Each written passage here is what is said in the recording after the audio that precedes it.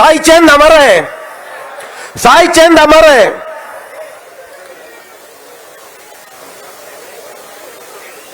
రెండు సంవత్సరాలైంది సాయి చంద్ మన వదిలిపెట్టి.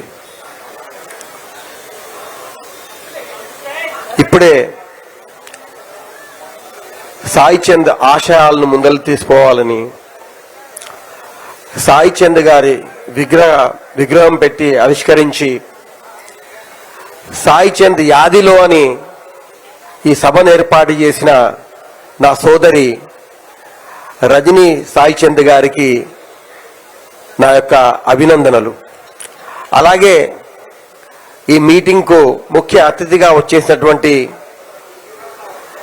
సిద్దిపేట శాసనసభ్యులు మాజీ మంత్రివర్యులైనటువంటి హరీష్ అన్న గారికి, అలాగే మాజీ మంత్రులు, మాజీ శాసనసభ్యులు ప్రవీణ్ కుమార్ గారు, అలాగే ఎమ్మెల్సీ గారు, వేదికను అలంకరించిన ఇతర పెద్దలు, సాయి చంద్ అశేష అభిమాన గలం, అలాగే పత్రికా మిత్రులందరికీ కూడా నా యొక్క నమస్కారాలు.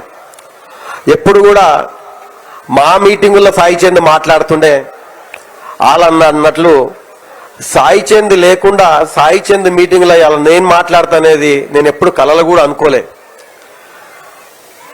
నాది ఉద్యమ ప్రస్థానం కాదు. ఫస్ట్ టైం నారాయణపేటలో కేటీఆర్ గారు వచ్చినప్పుడు ఒక పెద్ద సభ చేయాలంటే ఎట్లా చేయాలి, ఇది ఏంది అని అడిగితే అప్పుడు జడ్చల్ల శాసనసభ్యులు మంత్రివర్యులు లక్ష్మారెడ్డి గారు ఉండే, రాజేందర్ నీకు తెలియదు, సాయి చంద్ అన్న పిలువు, నీ మీటింగ్ సక్సెస్ అవుతుంది. నేను ఫోన్ చేసిన, నాకు పరిచయం లేడు, అన్నా ఇట్లా ఉంది మీటింగ్ అన్నా, ఏడ టీఆర్ఎస్ సభ అయినా నా సభనే, ఇక నాకు ఇడిచిపెట్టు అన్నాడు. ఫస్ట్ మీటింగ్లోనే ఒక 60,000 మంది వస్తే 3 గంటలు ఆపాడు. నేను అప్పుడు షాక్ అయినా. అంటే ఆయన ఒక గొప్ప అంబేద్కర్ వాది, తెలంగాణ వాది. ఆ తెలంగాణ వాదాన్ని ఆయన పాటతోన ప్రజల్లోకి తీసుకుపోయింది.